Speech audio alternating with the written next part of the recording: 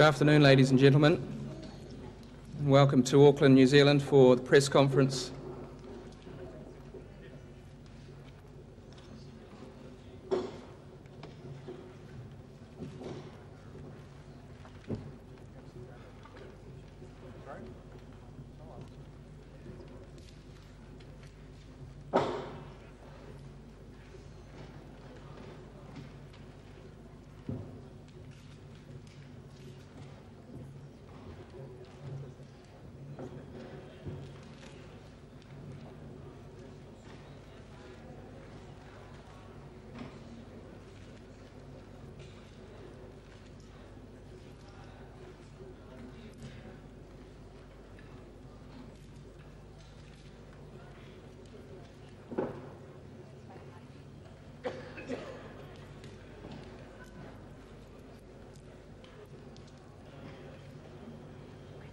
Photographers, when you're ready.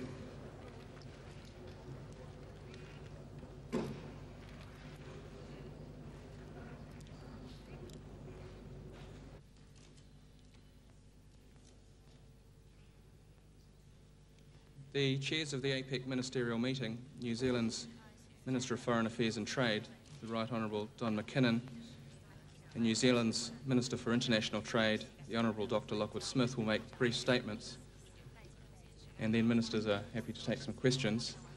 I'd remind you please to use the microphones provided in the aisles and to identify yourselves and the organisations you represent. Ministers. Well, thank you very much, Peter, to my ministerial colleagues here, to all members of the press. Thank you very much for your attendance. We're particularly pleased to be able to say that this meeting of the APEC ministers has brought a very full attendance, not only of ministers, of course, but all the supporting mechanisms and staff that have come with us. We can say that this being the 11th APEC meeting, we've grown tremendously in that time. APEC is now a really formidable organisation in terms of the economic clout it brings into the world, and certainly for New Zealand I can say it's the most important economic forum to which we belong. But the impact, of course, of APEC ministerial meetings, the trade ministers, foreign ministers and the leaders meeting is far beyond our shores. We were very delighted that foreign ministers were able to have a meeting alongside the APEC meetings, not as an APEC meeting, but a grouping of foreign ministers to discuss very comprehensively the issues on East Timor and Indonesia, and of course we have spoken to you about them already. New Zealand set out three principal themes for this APEC meeting, and we're very satisfied that not only were they well supported by all economies, but very comprehensively addressed during the debates throughout the year and, of course, in this particular meeting. We also introduced as a separate proposal today that 2 or 3 weeks after this particular meeting there will be an informal dialogue between the APEC Secretariat and the APEC senior officials representing the previous, present and future APEC presidents and the EU Troika, to ensure that the messages that come out of APEC go through to the EU. We believe at this stage we have provided a very good basis of discussion for the leaders' meeting, which will begin on Sunday, of course. Leaders mostly are coming in now and then tomorrow. And I'll ask my colleague, the Honourable Lockwood Smith, to comment on the more specific issues that leaders can address in the trade-related area. Thanks very much, Don. Ladies and gentlemen, there are just three areas of our work that I'd particularly like to highlight with you. The first is the theme that was central to our work in APEC this year we called strengthening markets, helping make markets work better. And this was an important part of our response to the financial and economic crisis that we've been contending with these last 18 months. And I think, was quite an innovative approach. And what was useful about it, it went beyond just responding to that important situation. But it succeeded in bringing together quite a lot of the strands of APEC's work. And it's been suggested it may be quite a useful core to APEC's work over the future, and was very widely supported by ministers. And in fact, ministers endorsed the APEC principles to enhance competition and regulatory reform. And we had very, quite in-depth discussion in that part of our work. The second area I'd like to highlight is the APEC food system. That obviously was a challenging issue for APEC. The leaders last year in KL, you may recollect, instructed ministers to study that proposal from the APEC Business Advisory Council. We've done that.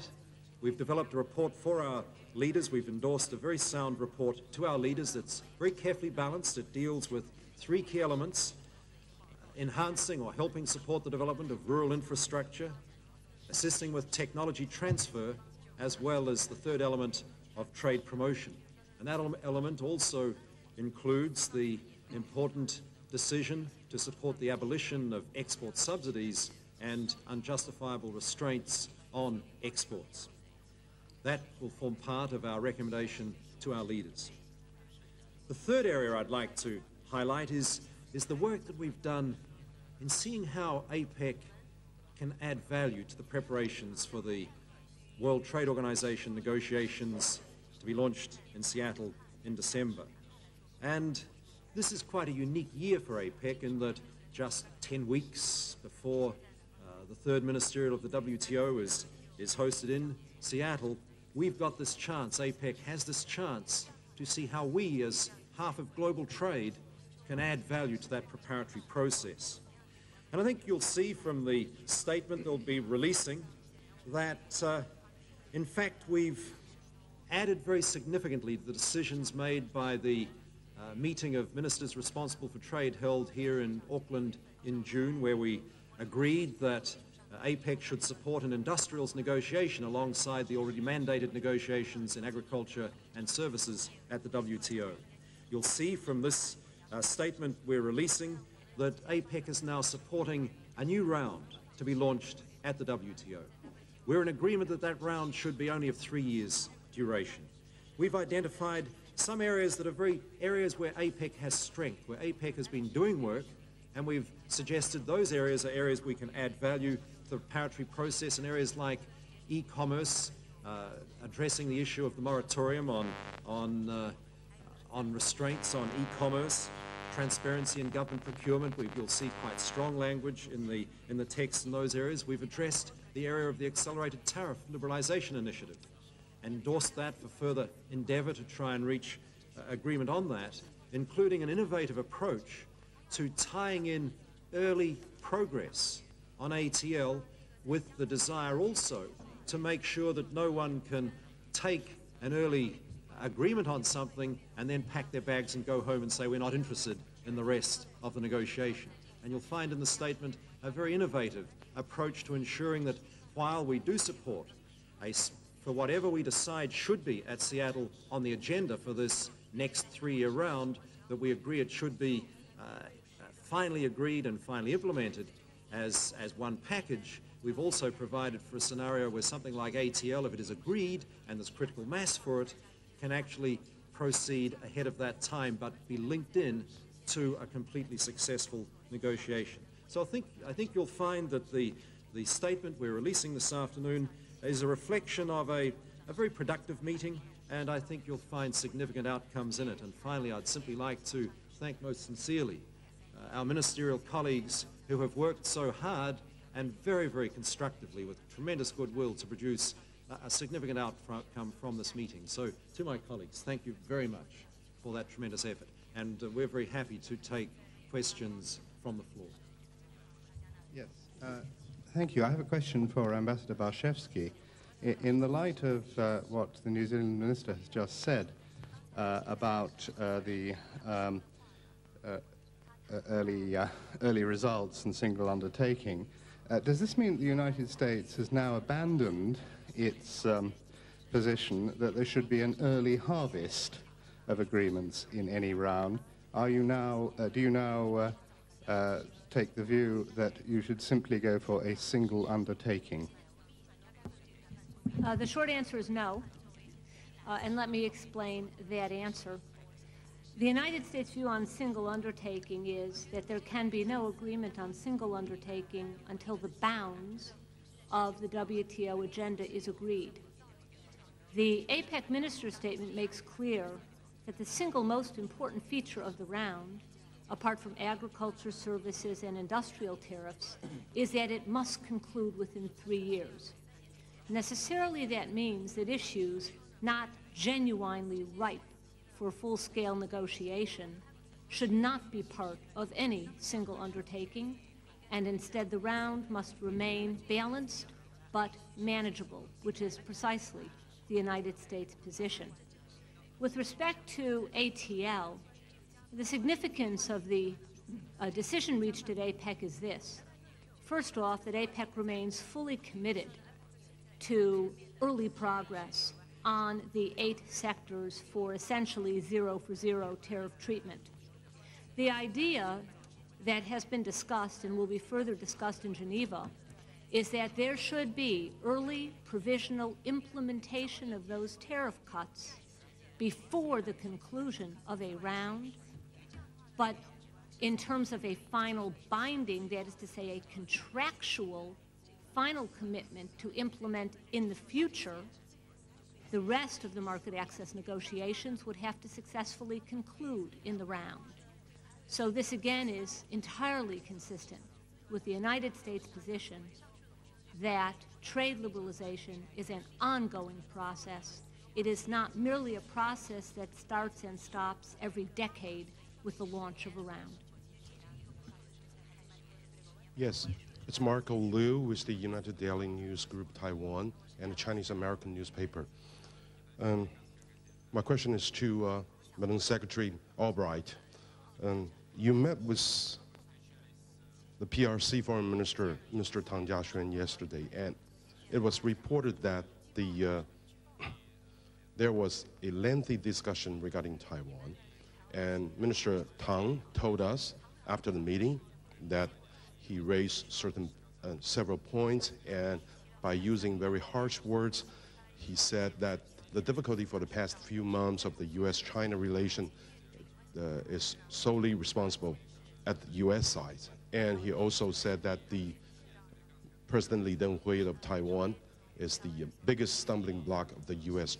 in the development of U.S.-China relations. I wonder, do you have any response to this statement, and what's the prospect of the outcome of President Clinton's meeting with President Jiang Zemin tomorrow? Let me say that I believe that I had a frank and productive discussion with Foreign Minister Tang yesterday. We had met previously in Singapore and have maintained contact. In response to the issue of Taiwan, which is very much on the minds of Beijing, I made very clear that our policy has 3 pillars, remains the same, which is we have a one China policy. We believe that the situation ought to be resolved through dialogue and peacefully. I think that there have clearly been questions recently about the U.S.-China relationship. We believe that it is an important relationship and that it is in U.S. national interest to have one in which there is engagement between the United States and China. That is what President Clinton believes, and it is hard to predict the outcome of any meeting, but there have been a number of meetings in the past between the 2 presidents. I'm sure that they will be discussing a variety of issues that concern both of us, that have to do with our trade relationship, the issues of non-proliferation, human rights, and issues where we believe that our interests are really very much in common. That is to do with the situation on the Korean Peninsula. I'm Tiger Hu from Chinese television system, CTS. Well, I'd like to ask Mr. Wang from Chinese Taipei, Taiwan want to join the WTO as soon as possible. What's the main reason to influence the timetable for Taiwan to join WTO now? Political or economy? And a similar question I'd like to ask Mr. Tang from mainland China. Do you think Taiwan should be boycotted to join the international organization just because of President Lee making special state-to-state remarks? Thank you very much. Mr. Chairman, I'm just going to say I have attended now 9 APEC meetings. They are becoming more and more dominated in the press conference by journalists from Chinese Taipei. We don't need constant run of questions from Chinese Taipei. They are becoming the total dominant factor in APEC press conferences. And, Mr. Chairman, do you allow me to answer the question? Or? Next question, please. Thank you. Feng Zhuo from CCTV. Next question, please. Feng Zhuo from CCTV. And I have a question for Chinese Foreign Minister Tang Jiaxuan. So, Minister Tang, what's your opinion on the functions of APEC under the current economic situations? Thank you.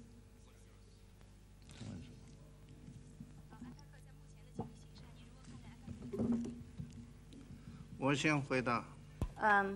Please allow me to respond to the question that has been asked by the Taiwan correspondent. I believe that by asking such a question, that represents ignorance of history. The Chinese Taipei,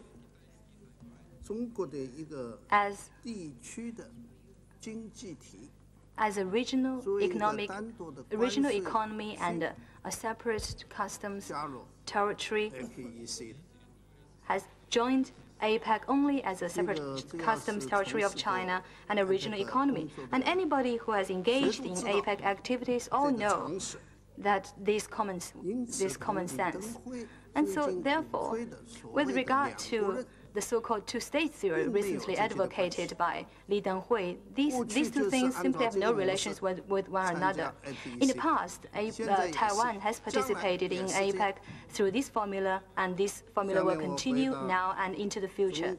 So let me now take up the question asked by the CCTV correspondent.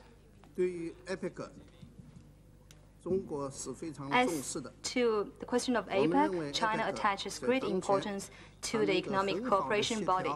We believe that at the current stage, it can coordinate very well the economic interests of various members by undertaking economic activities and trade and investment liberalization, and promoting the momentum and growth of trade and investment in our region. Secondly, members can make use of this forum to engage in extensive discussions of questions relating to global economic growth and global economic patterns, which we believe are very important questions. Thirdly, as a matter of fact, APEC now has also become the only forum where the top leaders of economies in this region can meet with each other. So it is a very important forum and mechanism whereby leaders can hold regular meetings. So therefore, in promoting global peace and stability, in particular economic cooperation, region-wide, and regional peace and stability, APEC plays a very important role. And this year marks the 10th anniversary of APEC. I believe that APEC in the future has even more reasons to fully exercise its role, constructive role as an economic forum, and should concentrate on economic cooperation instead of introducing political and social questions which might have controversy surrounding them.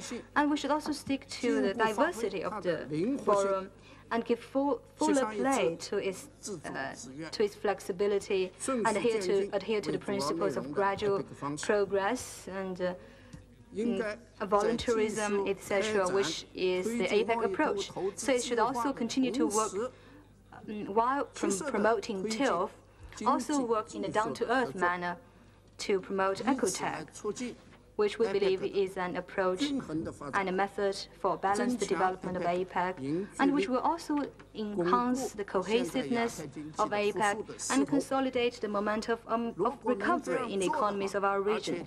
If APEC is able to do so and is able to continue to do so into the future, I remain convinced that APEC will have a strong and brisk vigor and vitality, and it will continue to steadily grow further and more healthily, and so to radiate even greater viability. TVBS from Taiwan. Mr. Chairman, Mr. Chairman. 主席先生，中国台北只需要2分钟的时间。 Yeah, China Taipei be fighting for WTO membership for almost 10 years. During those periods, we have carried out quite a lot of economic reforms, including reduced tariff, non-tariff barriers, revise our government procurement regulations, and reinforce our intellectual property protection. And now we are almost conclude all the bilaterals, and we successfully participated in 10 working party meetings. Now we are ready to move ahead. We ask for all members support us to adopt the final working party report. In line with WTO spirit, we believe our accession is independent, separate from that of other economies. Our application is evaluated on the merits. Thank you very much, Mr. Chairman. TVBS from Taiwan. 首先呢，我想请教一下王部长跟唐部长，是不是呢，在加入世界贸易组织之后啊，然后会寻求可能会采取排除条款，或者是在这个的加入入会的这个机制之下，可能会寻求第三者的协商，然后达成经济的实质性的谈判。谢谢。Mr. Chairman, that is again a very identical question to the previous one. I think it's been well answered. We'll move on to the questioner over here. Mark Monnier with the Los Angeles Times. I understand there's been some progress on the talks between the United States and China on WTO accession. I was wondering if Ambassador Barshevsky might be able to give us a bit of a readout, and in particular what issues still stand between the two sides and how you potentially see a way around the Taiwan-China entry question if it gets to that stage. Thank you. I think I did provide an essential response yesterday evening to the question of meetings held between the Chinese side and the United States side on WTO. I've indicated that the U.S. and China have resumed WTO discussions, that we have asked our officials to begin to address outstanding issues so that they can be resolved in a mutually satisfactory manner. We have not yet established a specific timeline for conclusion of the talks, because for both China and the United States, the resolution of the outstanding issues on satisfactory terms must be the goal, and that is far more important than establishing any arbitrary timeline. I do think that the discussions which Minister Scher and I have had last night were constructive and were very productive in tone. You know, of course, that there has been essentially no contact on the WTO issue for over 4 months, for reasons with which I know you are quite familiar. And so the meetings that have been held, both in Beijing by our technical people, as well as between Minister Scher and myself, have helped, I think, to break the ice and to allow for engagement in a more routine and normal manner. I think that is all to the good. We're quite pleased about that. And I think that essentially captures the sum and substance of the discussions. With respect to accessions generally, of course, Accessions consist not only of bilateral discussions, but of very substantial and complex discussions in Geneva among all of the parties, and the discussions in Geneva on China's accession, as well as on the accession of Chinese Taipei and some 30 other countries, are proceeding in Geneva on a normal basis. I'm Surya of the Hindu newspaper of India. And this is a question addressed to Dr. Surin Pitsuwan of Thailand in his capacity as the chairman of the Standing Committee of ASEAN. And it relates to the ministerial discussions here yesterday on East Timor. Does the ASEAN have any collective position on East Timor? And are there any nuanced differences between ASEAN bloc and the West within APEC Forum on East Timor? Thank you. Well, yesterday, the ASEAN countries who are member of APEC attended the side meeting chaired by the host, His Excellency Don McKinnon, on our individual capacity. I think one consensus that was reached was that we would like to be supportive, we would like to be encouraging the process of reconciliation that is going on under the responsibility of the government of the Republic of Indonesia, and that we sent our signal that we stand ready to extend our hands to do whatever is deemed appropriate and necessary to make sure that that responsibility under the government of Indonesia, what it is doing now, what it is trying to do now to resolve the situation in East Timor to be realized. And I think on that basis, every representative of all economies present at that meeting had a consensus. And I think we have done what should have been done.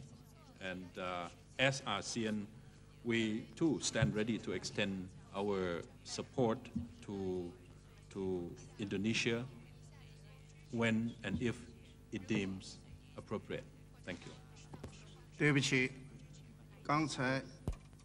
I'm sorry, just now the Japanese journalist has raised a question, but I have not answered that yet. I will use a few minutes to answer that question. The Chinese government has agreed to the accession of Chinese Taipei to the WTO in a capacity of a separate customs territory and in the name of a separate customs territory of Taiwan, Penghu, Kinmen, and Mazu. And Taiwan's accession must be after China's accession of WTO. As to this point, China has already agreed with other WTO members long before, and this has been clearly embodied in the chair statement of GATT Council in 1992.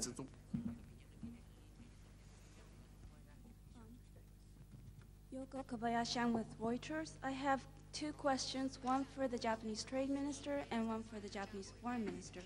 For Trade Minister Yosano, my question is, are you happy with the WTO, with APEC's WTO proposal? And do you share the same understanding with the United States on APEC's proposal on single package or undertaking? For Mr. Kimura, my question is, the exiled East Timor leader, Jose Ramos Horta, at his news conference today, was saying that Japan should be ashamed of supporting Suharto dictatorship, and that if it has any decency, that Japan should cut financial assistance and also send ships when UN send ships to facilitate UN's intervention when it happens. I would like answer on those questions, please.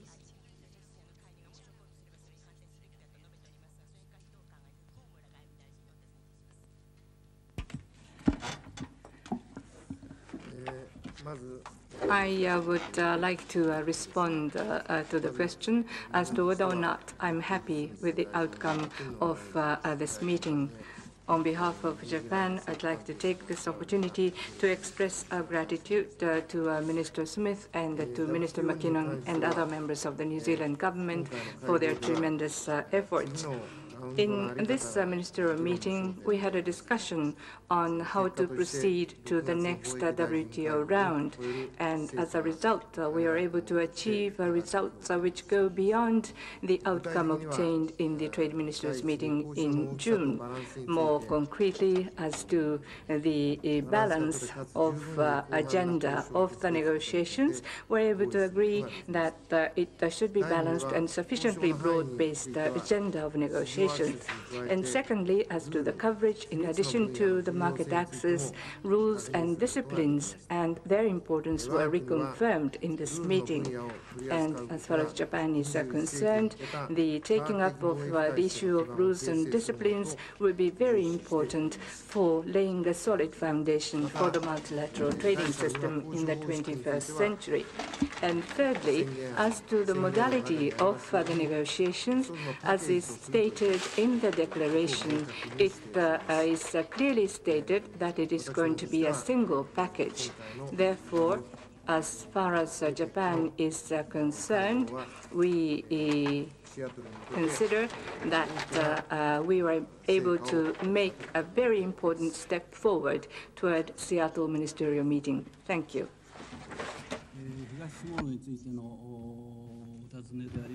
Well, there was a question also with regard to East Timor.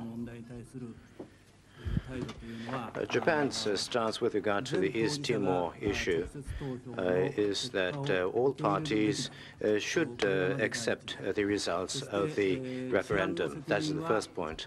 The responsibility for maintaining order and security should be taken on by the Republic of Indonesia. That is the second point. As far as the government of Japan is concerned, including this security issue and humanitarian issues, etc., Japan shall provide as much as help as we can provide. Of course, on the security issue, there is nothing that Japan can help. But as Foreign Minister Surin of Thailand said, we also are a part of the consensus that he mentioned, and therefore we certainly support what he said. Thank you. This is TTV reporter Grace Wang of Chinese Taipei. The question is going to the Minister McKinnon. Can you tell the press coming from the world why all APEC economics are invited to discuss the East Timor agenda except Chinese Taipei and Hong Kong? Thank you. And the other question is going to Wang 部长，请您跟我们谈一下。 Please, can you tell us that with the years of attending APEC, what kind of role Chinese Taipei has played in this forum and what contributions have we made? We would like to understand the role that we've played in an international forum of this kind. The answer to your first question is very simple, is that everyone here, every representative up the table represents an economy. A number of us are trade ministers, a number of us are foreign ministers. The foreign ministers themselves represent sovereign states, and it was only foreign ministers representing sovereign states that were invited to the meeting I convened on East Timor.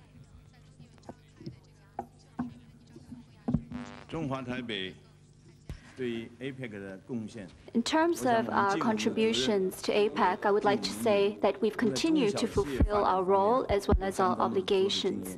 I think especially in the realm of small and medium enterprises, we've continued to see ourselves as part of this community and shared our experiences. During the Asian financial crisis, we've also conducted many important measures to overcome the repercussions of the crisis, and we've also taken this this opportunity to share our experiences in that regard. During this year's conference, we've also launched a venture capital initiative. We believe that the success of Chinese Taipei economically is largely attributed to venture capital that have assisted many startup companies. Therefore, we will endeavor to, as always, to try our best to share this experience with our members, with the members of APEC. John Cochran from ABC News in the United States with a question for Ministers Downer and McKinnon. Given the American decision not to send troops to East Timor, and given the continuing American claim to be a great power in the Pacific, do you see a contradiction in terms there? And do you wonder if the American interest, that the Americans do have interests in that part of the world, in Indonesia, and when you hear contradiction in terms there, and do you wonder if the American interest, that the Americans do have interests in that part of the world, in Indonesia, and when you hear Americans say, well, our interests really are in places like the former Yugoslavia? Well, I'm not going to give you much of a news story here, because I'm going to tell you that we have been delighted with the statement that President Clinton has made today on his departure from Washington for New Zealand. I think he demonstrated what we wanted to see, and Secretary Albright, in my conversations with her, has done the same thing, and that is a United States commitment to do what the United States can to try to assist with the resolution of the East Timor problem. And also, I think your analysis about the United States' interest in Indonesia is wrong. I think the United States has, in my experience as Foreign Minister over 3.5 years, with 2 Secretaries of State, my experience has been that the United States has had a very clear understanding of the geopolitical importance of Indonesia and has wanted to work constructively with Indonesia. So I have to say to you that, in conclusion, we have been very satisfied with the statement that President Clinton has made today, and we think the attitude of the United States administration is both helpful and positive towards dealing with the issue of East Timor. And from a New Zealand point of view, I've certainly been satisfied over the last 9 to 10 years that the United States' interest in the Pacific has been heightened really on an annual basis. We saw that with President Clinton's initiative to create a leaders meeting in APEC, very strong support for the ASEAN Regional Forum as a forum for discussing defense and security issues on an annual basis, and I don't have any doubts about their very strong interest in what is happening on the Indonesian archipelago right now.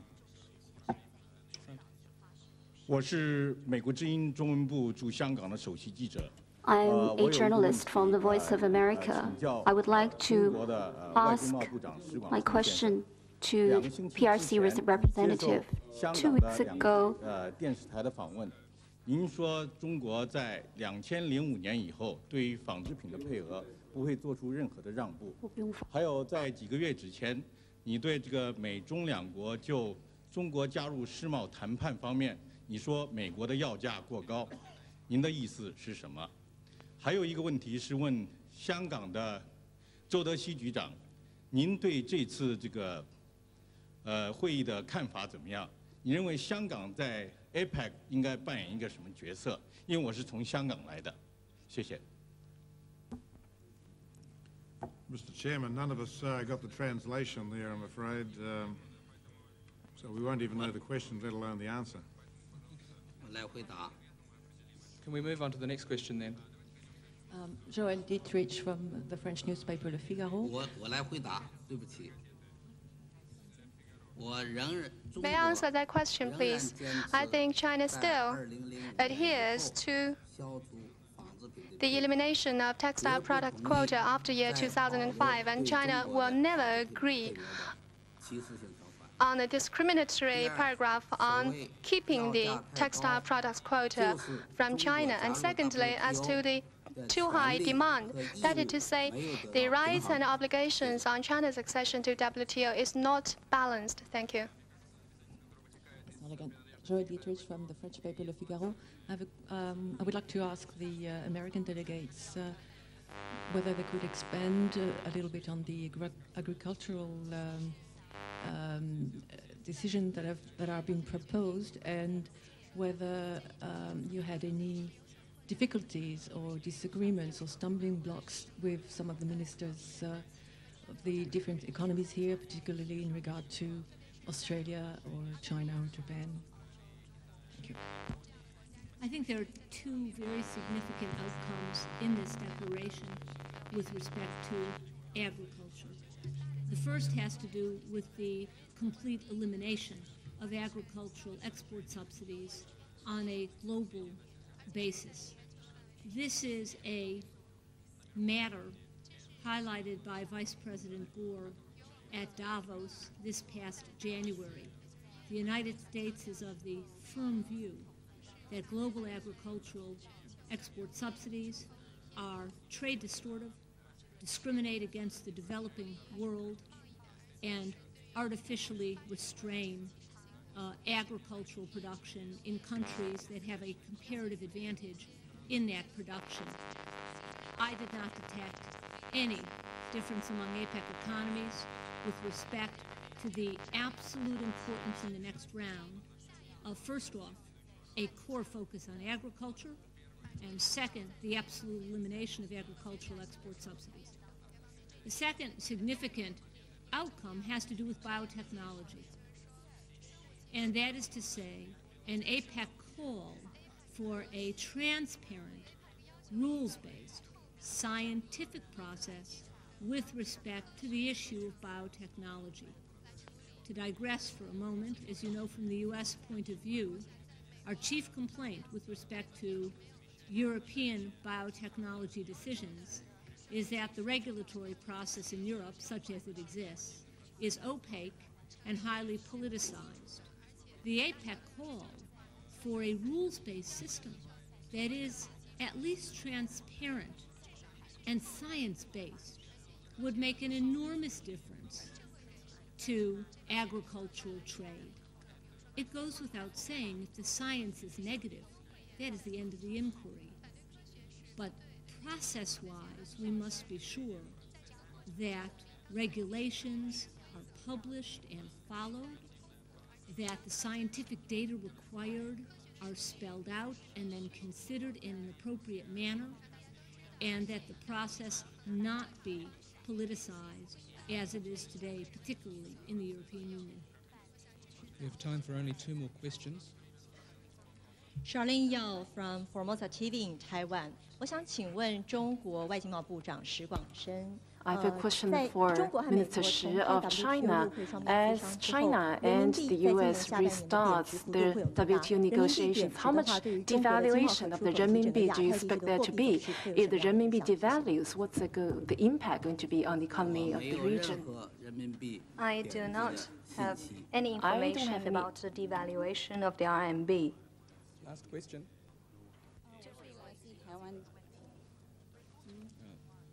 I'm a reporter from Taiwan. 我是来自台湾的传讯电视台。我 I'm 想请问一下那个 from 中华台北的 CTN 邱部 of 长。 Taiwan. I have a question for Mr. Chiu of Chinese 亚 Taipei. 太地区最大的经济论 We'll 坛的 take 一 one 个 more 看 question 法和 at the 期 front 许 here, sorry. We'll take one more question at the front here. 对不起，我也是中华台北的记者。 I'm a reporter also from Chinese Taipei. 想请教 But I 的 have 是 a 中 question. 国大陆代表唐家璇 I 部 think 长。 I've got to say my ministerial colleagues are all reaching a stage where I'm getting little notes about telephone calls, about planes they've got to catch, and they really are very interested in Chinese Taipei, but I think we've given you a good run on many subjects, including Chinese Taipei. Thank you very much for your attendance.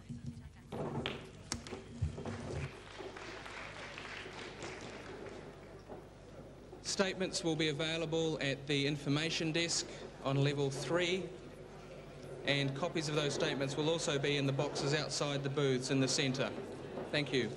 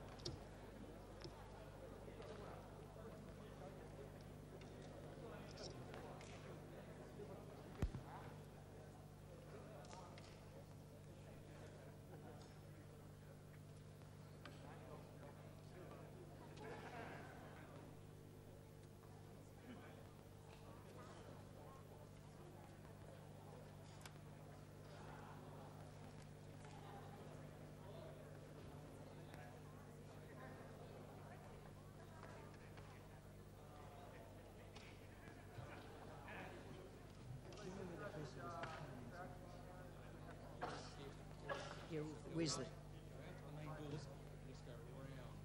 Out the main doors. Out the main doors and around.